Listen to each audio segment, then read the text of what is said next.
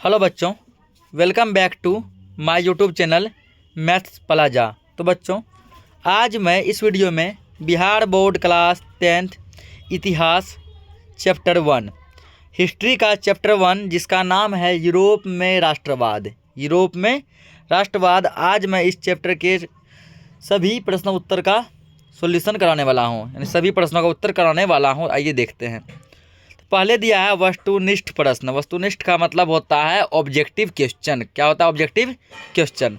तो objective question में जो पहला क्वेश्चन दिया गया है वो कह रहा है, ठीक ना, ऑब्जेक्टिव प्रश्न का पहला क्वेश्चन कह रहा है कि इटली एवं जर्मनी वर्तमान में किस महादेश के अंतर्गत आते हैं?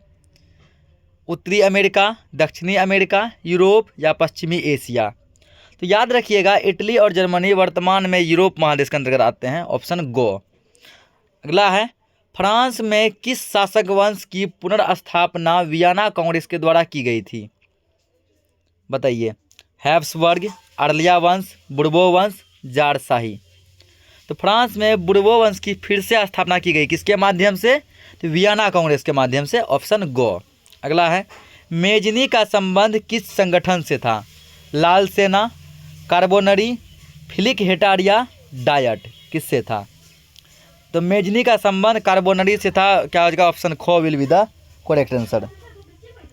अगला क्वेश्चन है, इटली एवं जर्मनी के एकीकरण के विरुद्ध में निम्न में कौन था? इंग्लैंड, रूस, ऑस्ट्रिया, प्रसा? कौन था?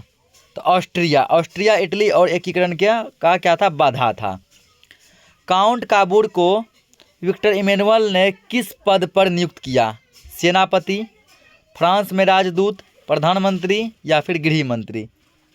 तो काउंट काबूर को विक्टर इमैनुअल ने प्रधानमंत्री बनाया था। Option go. अगला, गैरीबाल्डी पेशे से क्या था? सिपाही, किसान, जमींदार, नाविक? गैरीबाल्डी पेशे से क्या था? तो ये था नाविक। ऑप्शन घ। अगला क्वेश्चन है, जर्मन राइन राज्य संघ का निर्माण किसने किया था? लुई 18वां, नेपोलियन बोनापार्ट, नेपोलियन तृतीय, बिस्मार्क? तो जर्मन राइन राज्य संघ का निर्माण नेपोलियन बोनापार्ट ने किया था। ऑप्शन ख। अगला, जालबेरिन एक संस्था थी, क्रांतिकारियों की, व्यापारियों की, विद्वानों की, पादरी सामंतों की? किसकी संस्था थी? तो जालबेरिन व्यापारियों की संस्था थी। ऑप्शन ख। अगला क्वेश्चन, रक्त एवं लौह की नीति का अवलंबन किसने किया था? मेजनी, हिटलर, बिस्मार्क, विलियम प्रथम? तो किसने किया था? बिस्मार्क ने। Option go. अगला, चार्टेस्ट आंदोलन कहाँ संपन्न हुआ? Austria, Italy, Germany, England? तो चार्टेस्ट आंदोलन इंग्लैंड में संपन्न हुआ था। ऑप्शन घ। अगला, यूरोप वासियों के लिए किस देश का साहित्य एवं ज्ञान विज्ञान प्रेरणा स्रोत रहा? जर्मनी, यूनान, तुर्की, इंग्लैंड? इसका हो जाएगा यूनान। ऑप्शन ख। अगला, 1829 ईस्वी की एड्रियानोपुल की संधि किस देश के साथ हुई थी? तुर्की, यूनान, हंगरी, पोलैंड? किस देश के साथ हुई थी? ये तुर्की के साथ हुई थी। ऑप्शन क। अब हम लोग यहाँ आते हैं निम्नलिखित क्वेश्चन नंबर। अगला, निम्नलिखित में रिक्त स्थानों को भरें, यानी खाली स्थान को क्या करना है? भरना है, ठीक ना। तो जहाँ जहाँ पे डार्क राइटिंग दिख रहा है वो सब खाली स्थान था। तो आप लोग बुक में देख के भर लीजिएगा। जैसे सेडान के युद्ध में एक महाशक्ति के पतन पर दूसरी यूरोपीय महाशक्ति जर्मनी का पतन हुआ, पहला में। दूसरा, सेडोवा का युद्ध फ्रांस और प्रसा के बीच हुआ था।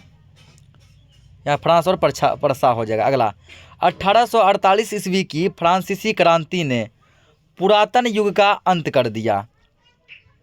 अगला, तो जहाँ जहाँ आपके बुक में खाली होगा उस खाली में भर दीजिएगा। अगला, वेटिकन सिटी के राजमहल जहाँ पोप रहते थे, जो इटली के प्रभाव से बचा रहा। अगला, यूनान को एक स्वतंत्र राष्ट्र घोषित करने के बाद बवेरिया के शासक ओटो को वहाँ का राजा घोषित किया गया। अगला, हंगरी की राजधानी बुडापेस्ट है, ठीक ना।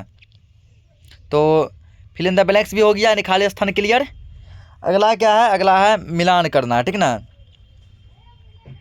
अगला क्या करना है? मिलान करना है। इस साइड दिया है Mazzini, Hegel, Bismarck, Victor Emmanuel. इधर दिया दार्शनिक, इटली, राजनीतिज्ञ, जर्मन चांसलर। तो मेजनी का मिलान हो जाएगा किससे? तो इटली से। किससे हो जाएगा? इटली से। अगर हिगेल, हिगेल का मिलान होगा दार्शनिक से। चलिए मैच करा ही देते हैं हम। मेजनी हो गया इटली, ठीक ना। अब क्या है? हिगेल, हिगेल का हो जाएगा दार्शनिक। बिस्मार्क, तो बिस्मार्क क्या था? ये जर्मनी का चांसलर था, जर्मन चांसलर। विक्टर इमैनुअल ये क्या थे? राजनीतिज्ञ थे। तो मैच भी खत्म। अगला दूसरा फिर मैच दिया, ठीक ना। तो वियना सम्मेलन कब हुआ था? तो ये हुआ था 1814 से 1815 ईस्वी में, 15 ही माना जाता है, ठीक। मेटरनिक का पतन कब हुआ? तो 1848 ईस्वी में। इटली का एकीकरण कब पूरा हो गया? तो इटली का एकीकरण 1817 में पूरा हो गया, ठीक ना। आगे सेडॉन का युद्ध कब हुआ था? तो सेडॉन का युद्ध 1870 ईस्वी में हुआ था। ये भी मैच खत्म। एक और मैच दिया तीसरा, यहाँ का कोसुथ। तो कोसुथ क्या है? तो ये है हंगरियन राष्ट्रवादों का नेता। ये कौन था? हंगरियन राष्ट्रवादों का नेता। अगला एड्रियानोपुल की संधि कब हुई थी? 1829 में। अगला यूनान की स्वतंत्रता कब? तो 1832 में। आगे पोलैंड में आंदोलन कब हुआ था? 1863 ईस्वी में, ठीक ना। तो सब मैच हो गया खत्म। अब हम लोग आते हैं अति लघु उत्तरीय प्रश्न। इसका उत्तर लगभग हमको 20 शब्दों में देना है। यह क्वेश्चन आपके एग्जामिनेशन में 2 मार्क्स का पूछा जाता है। क्वेश्चन है राष्ट्रवाद क्या है? राष्ट्रवाद क्या है? किसी विशेष भौगोलिक, सांस्कृतिक या सामाजिक परिवेश में रहने वाले लोगों में उत्पन्न होने वाली राजनीतिक भावना ही क्या कहलाती है? राष्ट्रवाद कहलाती है, ठीक ना। लोगों में जो भावना उत्पन्न होती है वही क्या कहलाती है? राष्ट्रवाद कहलाती है। अगला क्वेश्चन है मेजनी कौन था? तो लिखना है मेजनी इटली का एक साहित्यकार, गणतांत्रिक विचारों का समर्थक था, ठीक ना, और योग्य सेनापति था। वह संपूर्ण इटली का एकीकरण करना चाहता था। मेजनी क्या चाहता था? कि पूरा इटली का एकीकरण एक साथ हो जाए। अगला क्वेश्चन है जर्मनी के एकीकरण की बाधाएं क्या थी? तो जर्मनी करीब 300 छोटे राज्यों में विखंडित था, मतलब कि 300 छोटे बड़े राज्यों में ये बंटा हुआ था, ठीक ना। और उसमें राजनीतिक, सामाजिक, धार्मिक विषमताएं थी। राष्ट्रवाद की भावना की भी कमी थी। अगला है मेटरनिख युग क्या है? तो मेटरनिख ऑस्ट्रिया का चांसलर था। ये ऑब्जेक्टिव क्वेश्चन में भी पूछा जा सकता है कि मेटरनिख कौन था? ऑस्ट्रिया का चांसलर था। इसके शासनकाल को मेटरनिख युग कहा जाता है, यानी मेटरनिख जब से जब तक शासन किया उसके शासनकाल को मेटरनिख युग के नाम से जाना जाता है। इसने इटली के एकीकरण का विरोध किया, ठीक ना, यानी इसका शासनकाल था 1830 से 1848 तक। तो 1830 से 1848 जो 18 साल का कार्यकाल रहा वही मेटरनिख युग कहलाता है। आगे अब हम लोग देखते हैं लघु उत्तरीय प्रश्न। इसका आंसर कम से कम 60 शब्दों में देना है, ठीक है। तो कह रहा है 1848 के फ्रांसीसी क्रांति के क्या कारण थे, ठीक ना। 1848 में जो फ्रांस में क्रांति हुई थी उस क्रांति के क्या कारण थे? 1848 ईस्वी का फ्रांसीसी क्रांति शासक वर्ग की निरंकुशता एवं अभिजातीय वर्ग की तनाशाही का परिणाम था।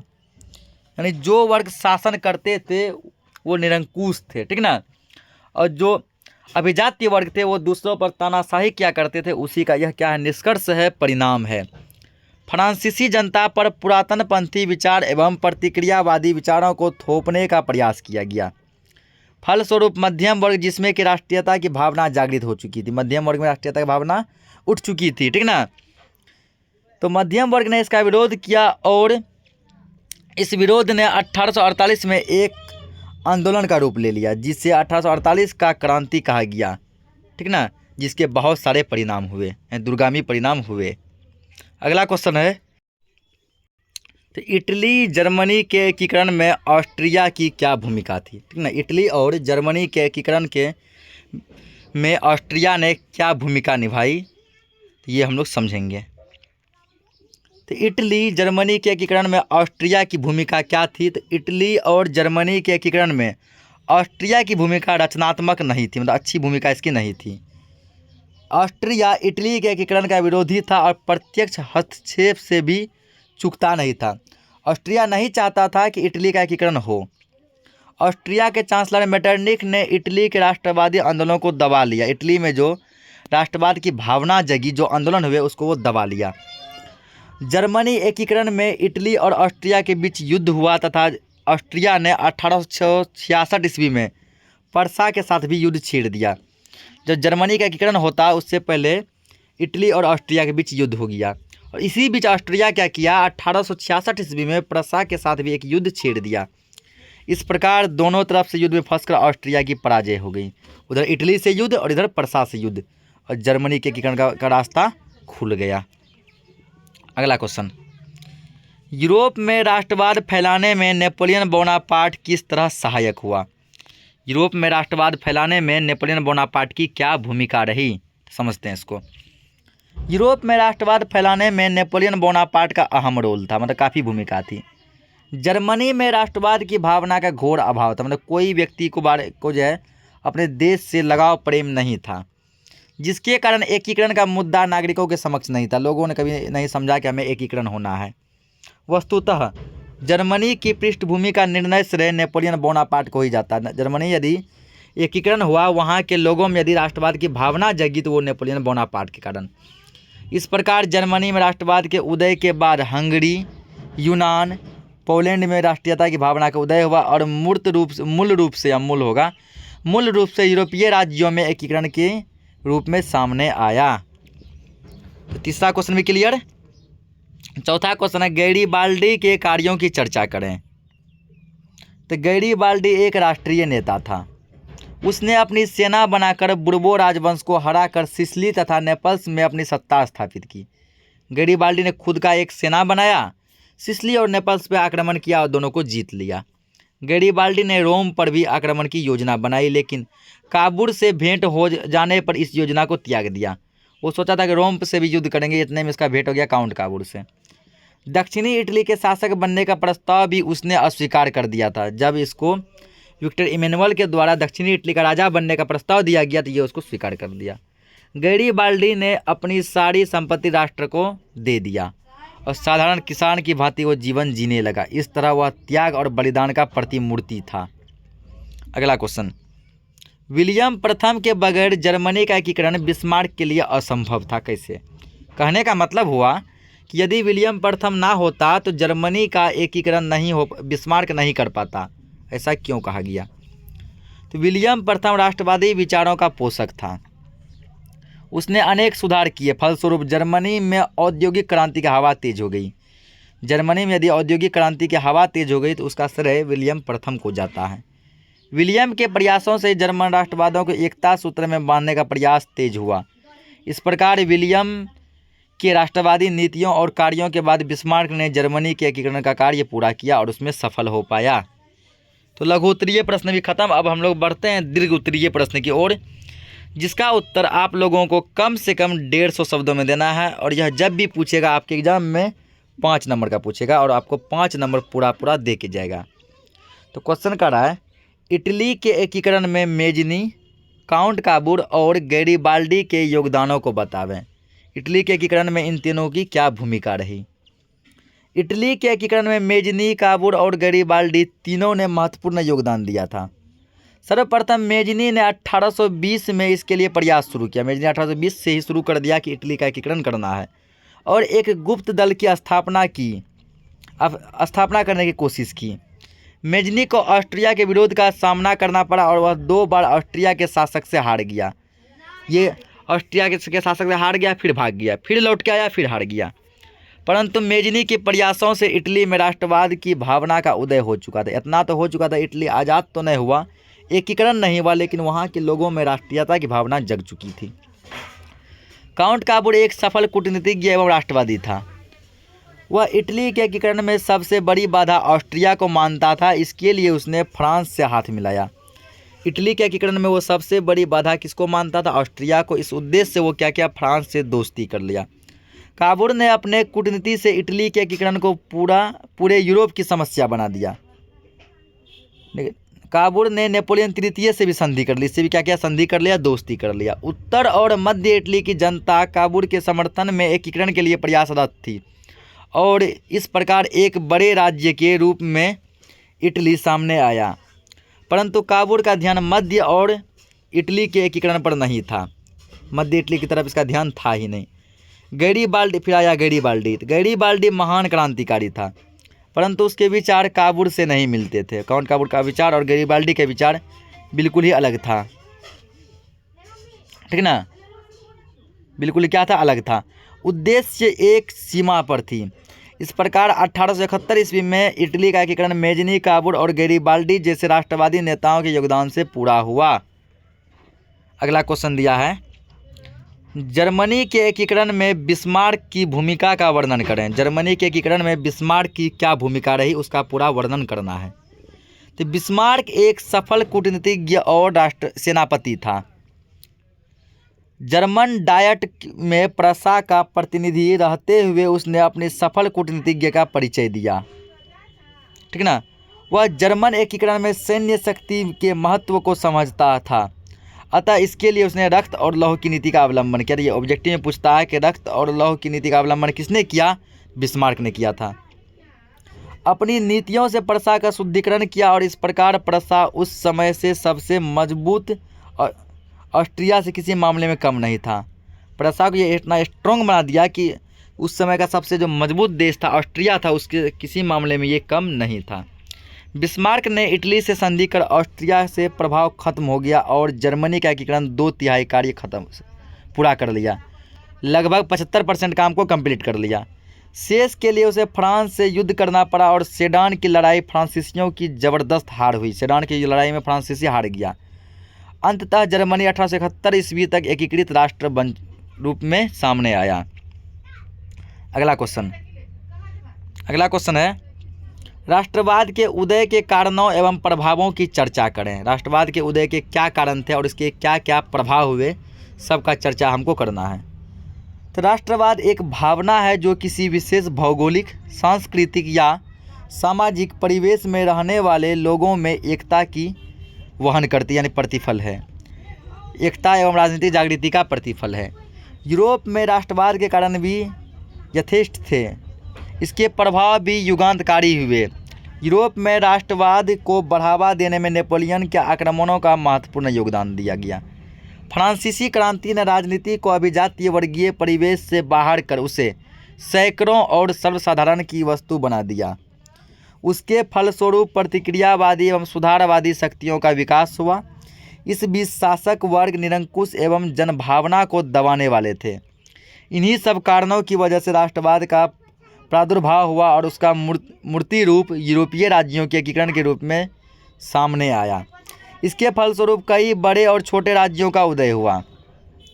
इस राष्ट्रवाद ने यूरोप को ही नहीं बल्कि पूरे विश्व को चैतन्य बना दिया। पूरा यूरोप ही नहीं पर दुनिया चैतन्य हो गया। अफ्रीकी और एशियाई राज्यों में विदेशी सत्ता के खिलाफ मुक्ति के लिए राष्ट्रीयता की लहर दौड़ पड़ी। अफ्रीका महादेश और एशिया महादेश के लोगों में भी राष्ट्रीयता की भावना जगी इसके कारण।